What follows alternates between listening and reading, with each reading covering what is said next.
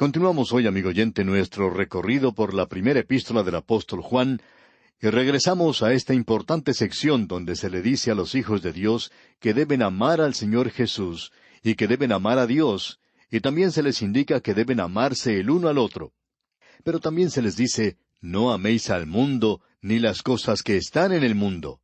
Aquí se hace referencia al sistema mundial y toda su política y cosas como su educación, todo aquello que es impío y sin Dios.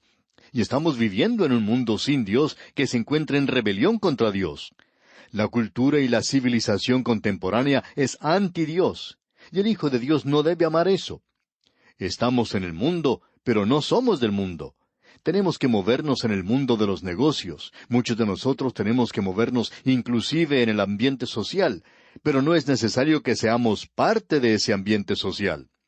Juan dice aquí, si alguno ama al mundo, el amor del Padre no está en él. En otras palabras, un hijo de Dios tiene un verdadero conflicto, como bien lo expresó el apóstol Pablo cuando dijo allá en su carta a los Romanos capítulo 7, versículo 18. Yo sé que en mí, esto es, en mi carne, no mora el bien, porque el querer el bien está en mí, pero no el hacerlo. Él descubrió que no tenía poder en esa nueva naturaleza. Y él dice, lo que yo quiero hacer, lo que la nueva naturaleza quiere hacer, a eso se opone la vieja naturaleza. Y esa vieja naturaleza se aparta y no quiere hacerlo. Así es que se lleva a cabo un verdadero conflicto en el corazón del creyente mientras se encuentra en el mundo con esa vieja naturaleza. Porque esa vieja naturaleza está ajustada a este mundo en el cual vivimos, encaja a manera de engranaje en el programa de este mundo. Ahora, en el versículo 16 de este capítulo 2 de la primera epístola del apóstol Juan leemos, porque todo lo que hay en el mundo, los deseos de la carne, los deseos de los ojos y la vanagloria de la vida, no proviene del Padre, sino del mundo. Note usted, porque todo lo que hay en el mundo. Y hay tres cosas que podemos destacar en el mundo. Los deseos de la carne. Hay tantas cosas que atraen a la carne, y es la misma tentación que Satanás trajo ante Eva, que el árbol era bueno para comer, y si usted tiene hambre, este era un buen lugar para comer. Y una de las cosas que se condena en las Escrituras, por supuesto, es la glotonería y los otros pecados de la carne. En el día de hoy se ha presentado demasiado énfasis en el sexo, en la iglesia y fuera de la iglesia. Todo esto es de la carne y es algo que creemos es muy obvio en el presente. Es interesante notar que esta es la misma clase de tentación que Satanás presentó al Señor Jesús. Él le dijo al Señor Jesucristo, tú has estado en ayuno por 40 días. Tú tienes hambre porque tú eres hombre lo mismo que eres Dios. Y luego le dice, ¿por qué no cambias estas piedras en pan? Ahora el Señor podría haberlo hecho. La diferencia entre el Señor Jesucristo y nosotros es que si nosotros pudiéramos cambiar piedras en pan, sospechamos que estaríamos haciendo eso. Pero el Señor Jesús no lo hizo porque Él estaba siendo probado de la misma manera en que usted y yo somos probados. Los deseos de la carne. Y no es que no estemos siendo probados, porque sí lo estamos. Y no hay ningún pecado en ser probados. No hay nada de malo en desear algo al mirar una vidriera y ver alguna comida deliciosa y decir, ¿cómo me gustaría comer todo eso? Pero lo malo está en que uno se convierte en un glotón siempre deseando y tomando esa clase de cosas. Lo mismo se puede aplicar al sexo. Puede aplicarse a cualquier área de la carne. El satisfacer los deseos de la carne. Y luego Juan dice aquí, los deseos de los ojos. Eva vio que ese árbol era bueno para mirar. Satanás le mostró al Señor Jesucristo todos los reinos de este mundo. Amigo oyente, eso era algo muy atractivo. En el día de hoy existe una filosofía impía sin Dios que está tratando de tener control del mundo, y llegará un día cuando el anticristo se levantará. Ya vamos a hablar de esto en este capítulo en particular. Los próximos versículos estarán hablando en cuanto al anticristo. Él viene a gobernar este mundo por Satanás. El mundo en el cual vivimos es un mundo muy atractivo con lo que despliega ante nuestros ojos, con todo su esplendor y elegancia, con toda su gloria humana y todo lo que va vinculado con él. Y luego Juan continúa diciendo, la vanagloria de la vida. Ahora, ¿qué es la vanagloria de la vida? Bueno, Eva vio que el árbol era bueno para comer, codiciable para alcanzar la sabiduría. Hay muchas personas hoy que se enorgullecen por sus familias y dicen, nosotros descendemos de una familia de mucho renombre o alcurnia. Y se enorgullecen por el hecho de que pertenecen a cierta raza o nación. Hay algunas razas que se sienten muy orgullosas de ser parte de esa raza. Esa fue la apelación que Hitler hizo ante el pueblo alemán, y es una apelación a cualquier raza hoy, y no interesa cuál sea esa raza. Pero esto es en realidad la vanagloria de la vida. Eso es aquello que nos hace sentir superiores a otra persona, y también se encuentra en la religión. Hay algunos santos que piensan que son unos supersantos. En cierta ocasión, un hombre se acercó al autor de estos estudios bíblicos, el Dr. J. Vernon McGee, y le dijo que él estaba a favor de su programa de estudio bíblico a través de la Biblia. Este hombre inclusive enviaba algunas ofrendas para el sostenimiento del programa. Él le dijo al Dr. McGee, yo conozco a mucha gente que escucha el programa y ellos lo necesitan. Pero con toda franqueza le dijo, yo no lo escucho. Y la razón era que él no lo necesitaba. Él creía que ya había alcanzado la cima, que él estaba en un nivel donde ya sabía lo suficiente. Él pensaba que era un santo muy maduro. Pero esa manera de pensar, por supuesto, demostraba lo contrario, que él era un santo muy inmaduro. Eva vio que el árbol era árbol codiciable para alcanzar la sabiduría. Usted recuerda que Satanás llevó al Señor Jesucristo a la cúpula del templo y le dijo que se arrojara desde allí, y que habría muchas personas que lo podrían observar, y que ellos podrían testificar de esto, probablemente durante la época de alguna fiesta. Échate de aquí abajo y créeme, así podrás demostrar tu superioridad. Pero el Señor Jesucristo, amigo oyente, nunca hizo un milagro para demostrar eso. Estos, pues, son tres llamados que se nos hace a usted y a mí hoy. Y eso nos lleva hacia la vista más distorsionada de la vida que uno pueda tener. Cuando uno hace de su astucia el objetivo de la vida, cuando tratamos de hacer de la belleza el objetivo de la vida, o cuando tratamos de hacer aquello que aún es religioso el objetivo de nuestra vida, esas cosas llegan a ser mortales y son del mundo. Y se nos dice que no debemos amar estas cosas porque Dios no las ama, y Él va a destruir este sistema mundial. Él nos ha dicho esto de una manera muy clara, por cierto. Luego en el versículo 17 de este capítulo 2 de la primera epístola del apóstol Juan, leemos, «Y el mundo pasa y sus deseos, pero el que hace la voluntad de Dios permanece para siempre». Creemos que hay dos cosas en relación con esto. Los turistas que visitan Inglaterra siempre gustan de ir a ver la Torre de Londres. También disfrutan de visitar todos los castillos que se encuentran en ese lugar. Si esos lugares pudieran hablar, contarían historias terribles en cuanto a las personas que vivieron en ellos. Algunas de ellas fueron personas sangrientas, crueles, vanidosas y mundanas. Tomemos por ejemplo el castillo de Hampton. El rey Enrique VIII se lo quitó al cardenal Wolsey. Él fue quien lo edificó. Y este pobre cardenal Wolsey, cuando murió, dijo, «Si yo hubiera servido a mi Dios, de la misma manera en que serví a mi rey, no estaría en la situación en la que me encuentro hoy». Otra cosa que destacaba Enrique VIII era la manera en que comía. Y cuando se cansaba de una esposa, la enviaba a la torre para que fuera decapitada. Él tuvo varias esposas. Pero vaya usted y vea todo eso hoy. El mundo pasa, nos dice aquí Juan.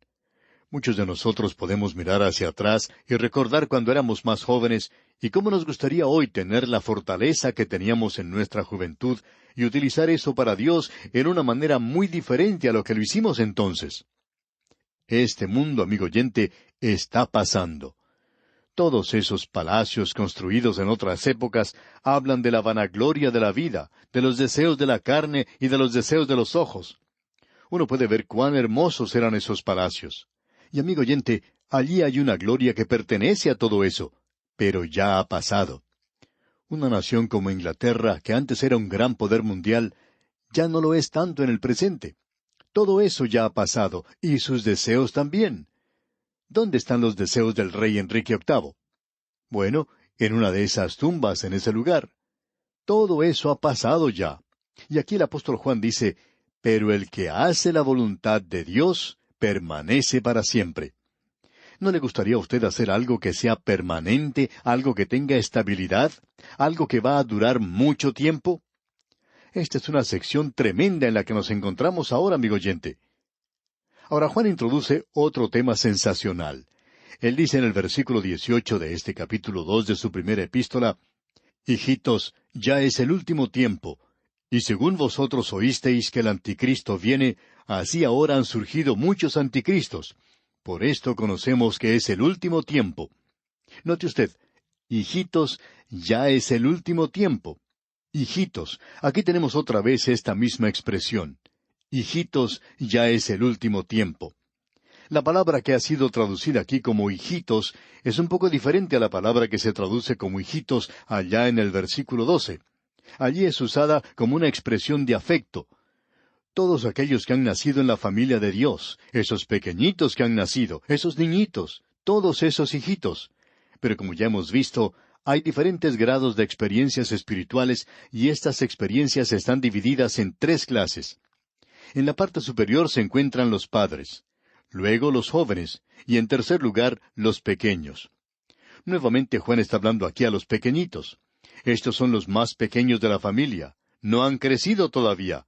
Están pasando a través de este mundo y existe la posibilidad de que ellos estén tropezando con una de estas cosas que causan tropiezo para los creyentes. Y Juan dice ahora, hijitos, ya es el último tiempo. Amigo oyente, usted y yo estamos viviendo en los últimos días en esta tierra. Ya ha durado bastante este último tiempo. Esta es una época cuando Él está llamando a un pueblo para su nombre. Y usted puede decir que en cualquier momento de este período es el tiempo aceptable. Si oyereis hoy su voz, dice la palabra de Dios, si oyereis hoy su voz. ¿Por qué esa urgencia en cuanto a la salvación? Porque quizá no haya un mañana. Quizá ya no estemos en la radio en el día de mañana. Quizá ya nosotros no estemos aquí. De modo que es importante el presentar la palabra de Dios hoy. Es importante que usted escuche la palabra de Dios hoy, ahora mismo. Ahora esto presenta aquí al anticristo. Escuche usted lo que dice el versículo 18 una vez más. Hijitos, ya es el último tiempo, y según vosotros oísteis que el anticristo viene, así ahora han surgido muchos anticristos, por esto conocemos que es el último tiempo. Ahora muchos anticristos han surgido ya, pero aún viene el anticristo. Ahora, ¿qué es lo que quiere decir anticristo? Creemos que esta palabra ha sido muy mal entendida y como resultado, la persona que viene también ha sido mal entendida. Vamos a adelantarnos aquí por unos momentos y observar esto. La palabra anticristo está formada por dos palabras, la preposición anti y luego la palabra Cristo. Es importante ver que anti tiene dos significados. Puede significar contra. Creemos nosotros que anti significa contra. Yo puedo estar anti algo. Bueno, eso quiere decir que estoy contra algo. Pero también anti puede significar en lugar de. Por tanto, esto puede ser un sustituto. Puede ser un sustituto muy bueno o puede ser un subterfugio por algo. Y esto indica en lugar de. Una imitación de indica en lugar de. Así es que nos hacemos la pregunta, ¿es el anticristo un Cristo falso o es un enemigo de Cristo? ¿Dónde está el anticristo en este momento? Bueno, hay varias referencias a esto y solo podemos tratar con esta aquí en la primera epístola del apóstol Juan hoy. Consideraremos otras más adelante en nuestro programa. Ya veremos lo que nos dice, por ejemplo, el versículo 22. Pero aquí veamos nuevamente lo que dice este versículo 18. Hijitos, ya es el último tiempo, y según vosotros oísteis que el anticristo viene, así ahora han surgido muchos anticristos, por esto conocemos que es el último tiempo. Ahora, la única conclusión a la cual podemos arribar de esta declaración es que habrá un anticristo, pero Juan está diciendo que ya en su día había muchos anticristos. ¿Qué es lo que identificaba a un anticristo? Bueno, es alguien que niega la deidad de Cristo, y esa es la definición primaria o primordial del anticristo. Eso es lo que encontramos aquí en la primera epístola del apóstol Juan. Vamos a tomar esto cuando lleguemos al versículo 22. Creemos que podemos adelantarnos un poco y decir que este es el énfasis que se le da aquí, porque usted recordará que el Señor Jesucristo dijo, «Vendrán muchos en mi nombre diciendo, Yo soy el Cristo». Anticristo, en lugar de Cristo, pretendiendo ser el Cristo. Nuestra opinión personal es que habrá dos personas al final de las edades que cumplirán ambas partes mencionadas aquí. Habrá entonces, y las Escrituras lo presentan de esta forma, allá en el capítulo 13 de Apocalipsis, y estamos adelantándonos ahora, pero allí tenemos a una bestia que sale del mar, y Satanás es aquel que le llama. Ese es el gobernador político, y él está, por cierto, contra Cristo. Luego existe una segunda bestia que sale de la tierra, y que aparece como un cordero, pero que es un lobo con piel de cordero. Él pretende ser Cristo, quien es el Cordero de Dios que quita el pecado del mundo. Este será un líder religioso. Tenemos al líder político que sale del mar, que viene de un mundo gentil del antiguo imperio romano. Y también al líder religioso que saldrá de la nación de Israel. Ellos no le aceptarían como su Mesías, a no ser que procediera de la nación de Israel. Así es que aquí en realidad tenemos a dos que satisfarán este término de anticristo. Y estos vienen al fin del tiempo, y ambos serán llamados anticristo. Uno contra Cristo, el otro en lugar de Cristo.